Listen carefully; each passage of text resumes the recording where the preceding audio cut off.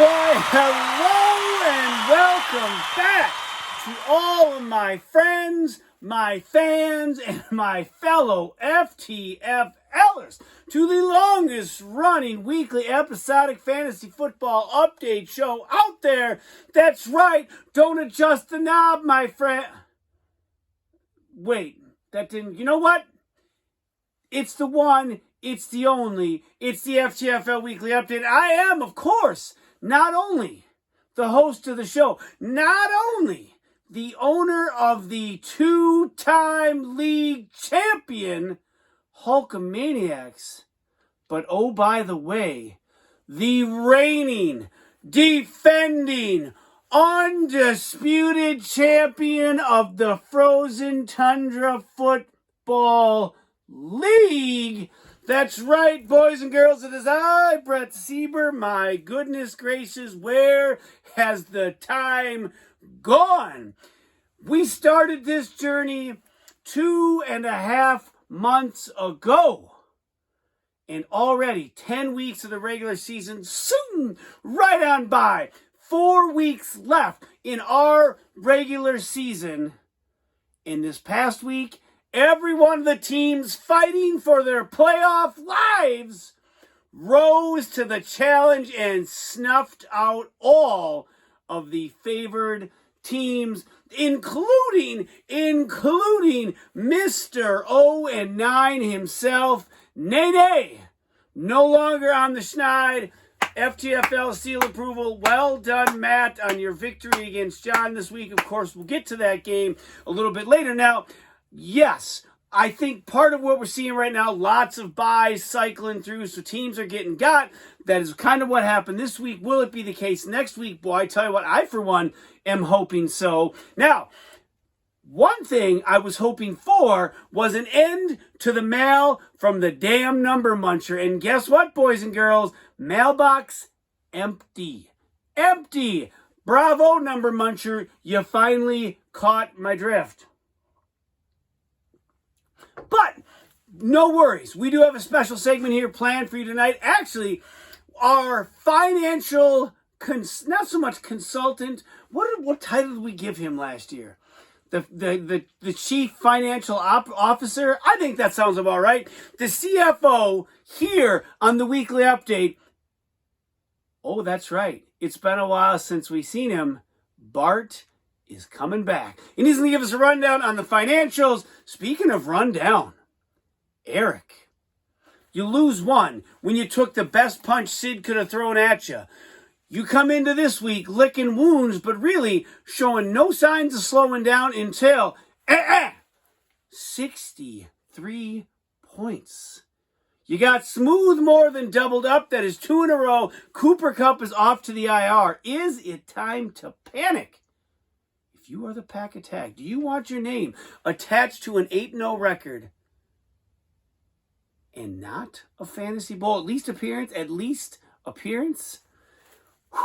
I mean, your namesake, the Packers in general, whole lot of success over the last 3 years without a Super Bowl appearance. It stings for me to say that out loud, but it's truth.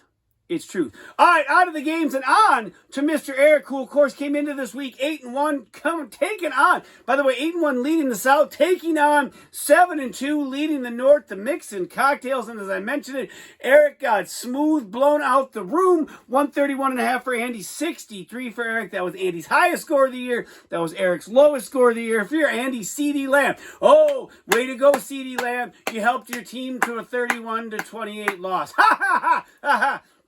But for Andy's team, you did quite well with 31.5 points. Jalen Hurts, 20. Dalvin Cook, 19.5. Devin Singletary. I've said it all along. If they let that guy run, he's great. But Ball Hog Allen just can't stand for that kind of stuff. 14.5 for Singletary. 13 for each from Godwin, Bass, and the Tennessee defense.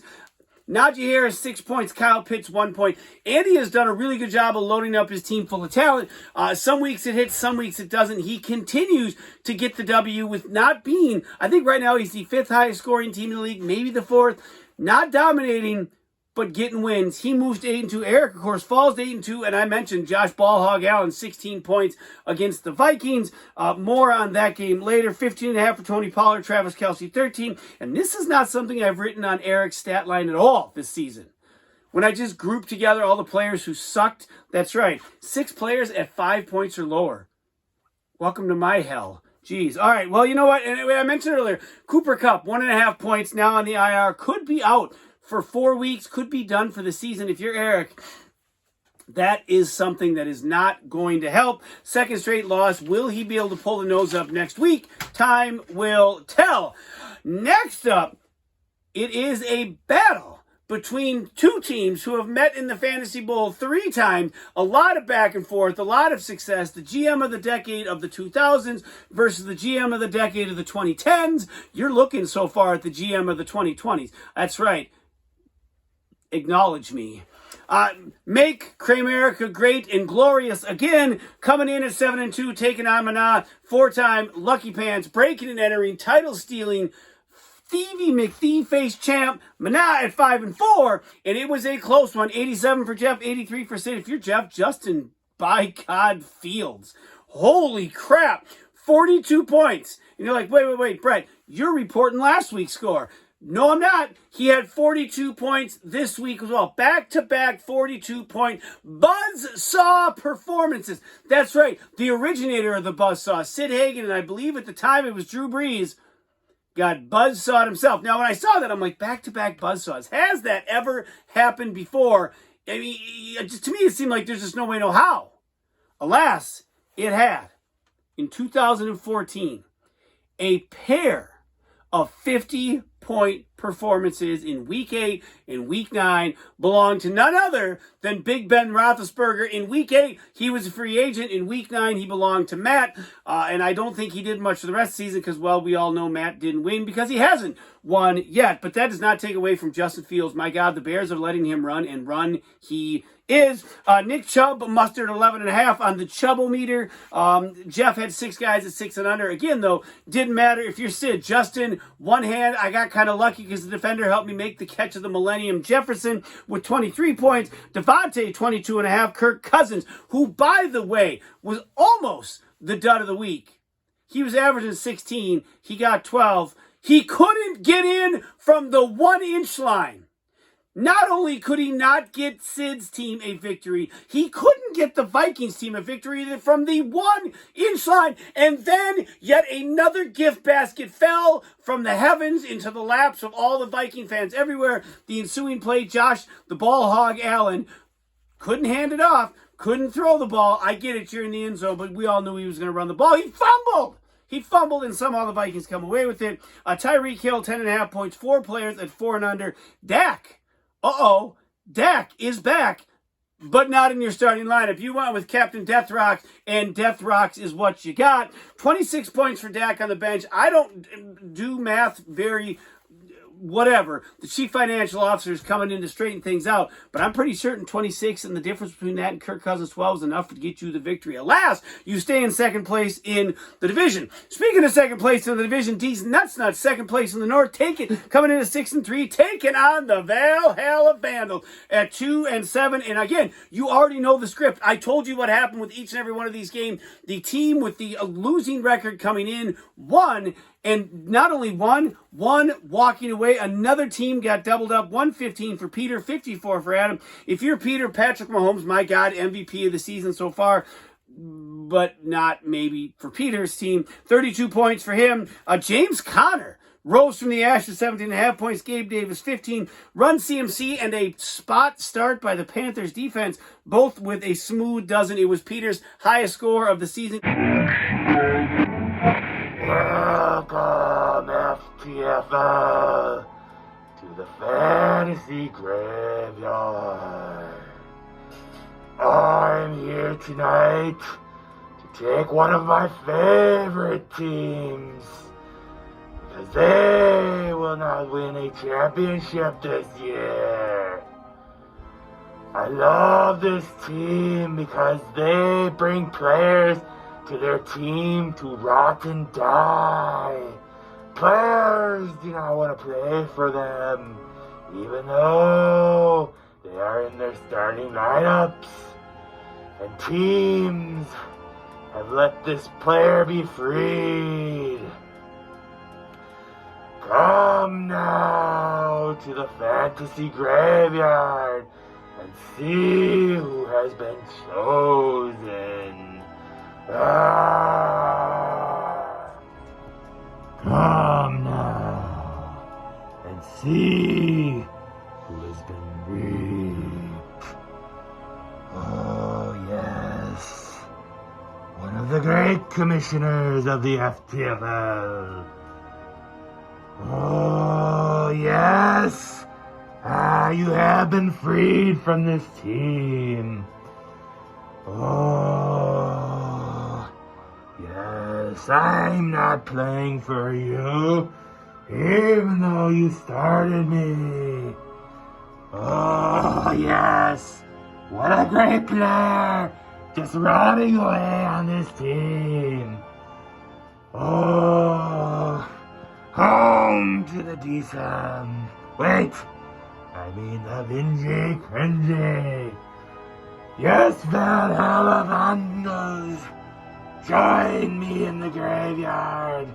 Your fantasy fate has been sealed. If you're Swart, speaking of spot starts, I almost had to, actually, when I was, going through my notes prepping for the show, I had to double check. Because I wasn't sure it was 7 or 8 years ago. Marcus Mariota. That's right, I'll say it one more time for those of you who weren't fully paying attention. The second time, you're like, wait, who? Marcus Mariota.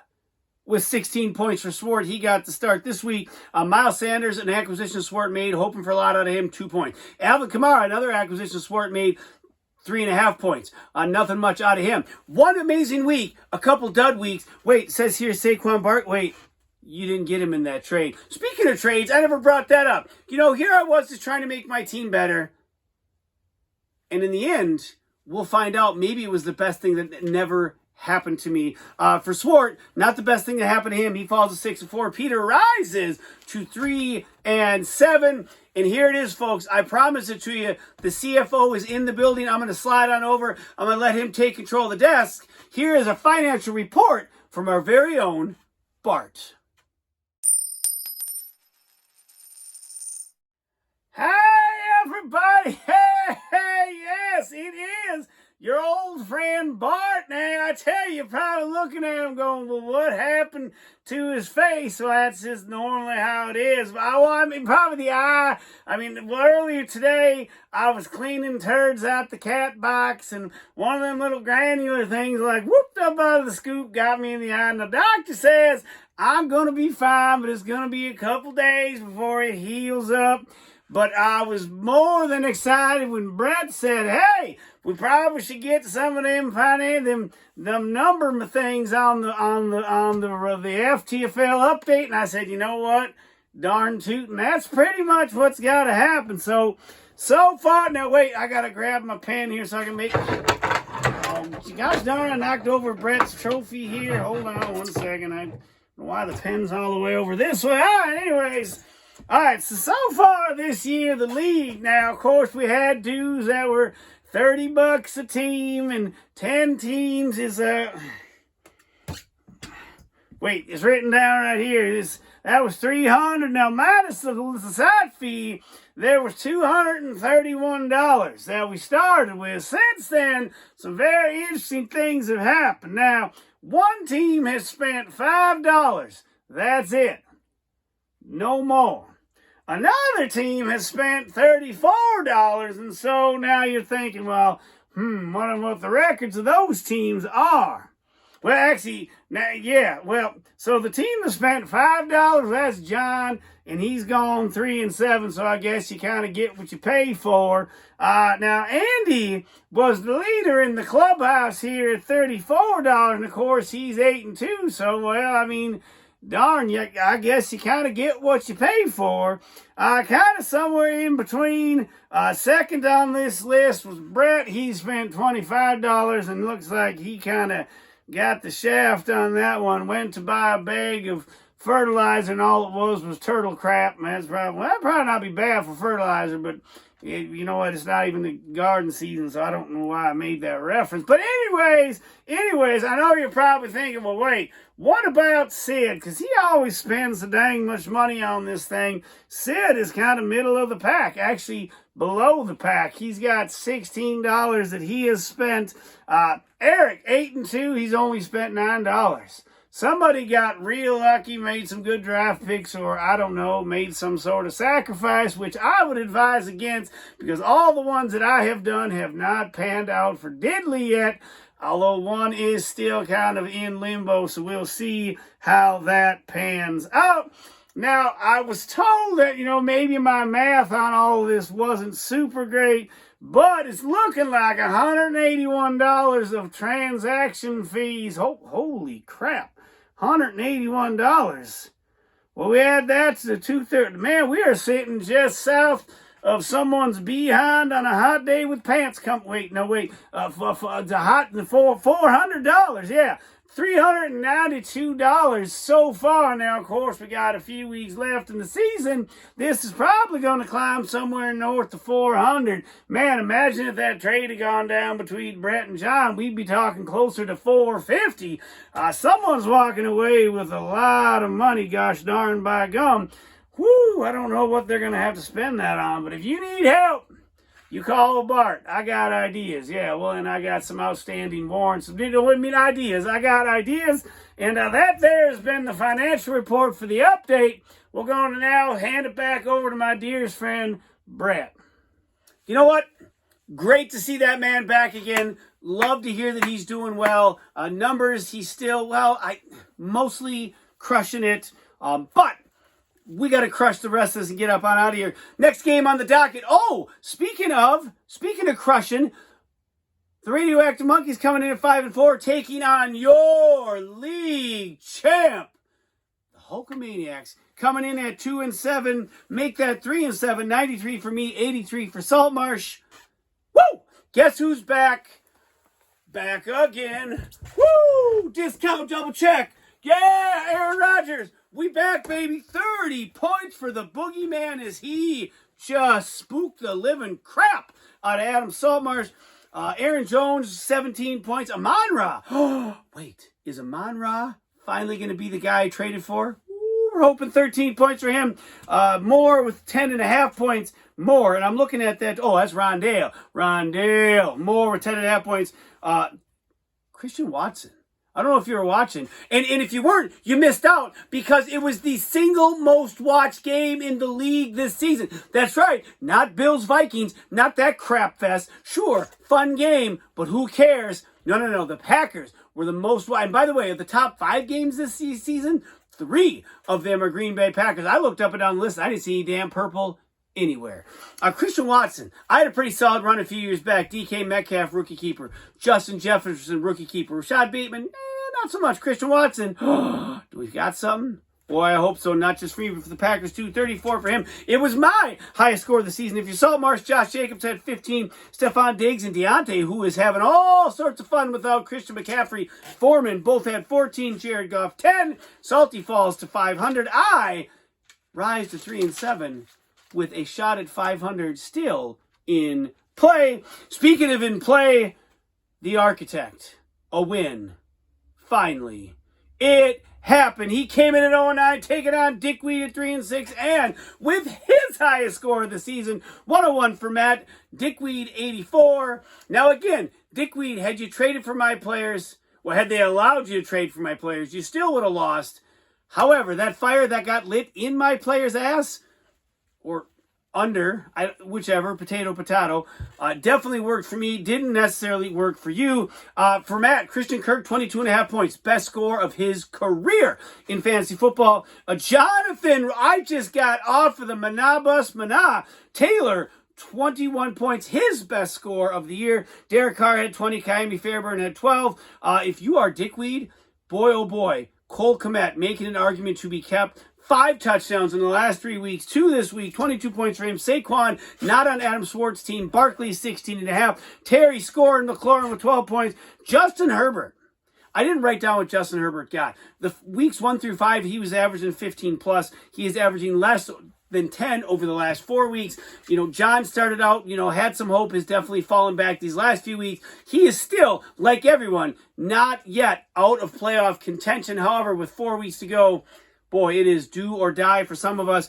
Speaking of do or die, this show is about to be done. So let's hit the stud, the dud, the cringy stud of the week, Justin Fields. I hate to say this, but as a Packers fan, I'm not necessarily looking forward to playing the Bears. That just sounds weird. We have a long history of running quarterbacks just shredding us. So forgive me for being a little nervous about that. Dud of the week. I almost made it Kirk Cousins because he almost lost you the game, Sid. However, there is a player on your team that has lost you 2 of your last 3 games. A player that is averaging 11 plus points. And by the way, how fitting it is that as a Vikings fan, it is your kicking game that seems to be kicking your ass right now. Daniel Carlson, 2 points. It is the second time in the last 3 weeks.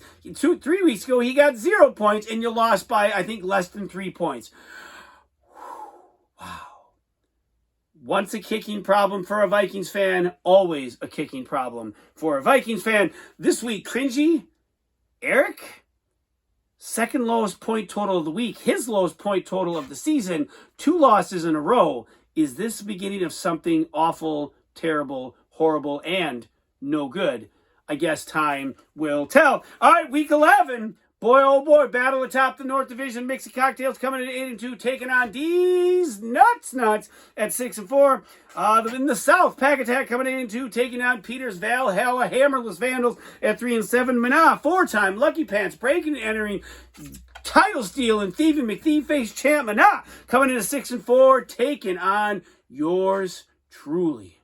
Woo! If there's a man who's been a thorn in my side my entire fantasy career, it has been one Jeff Markser. Boy, oh boy, I'd like to get the victory for a lot of reasons this week. Monkeys 5-5 taking on Dickweed at 3-7. And lastly, Make America Great and Glorious again at 7-3, taking on the Architect at 1-9. 1 month left of meaningful football. Thanksgiving is on the docket. Now, I'm going to tell you, we might be filming right before, or maybe, just maybe, it will be filmed on location in the Windy City, Chicago. Stay tuned. I look forward to seeing y'all next week, wherever I may be. But until then, peace.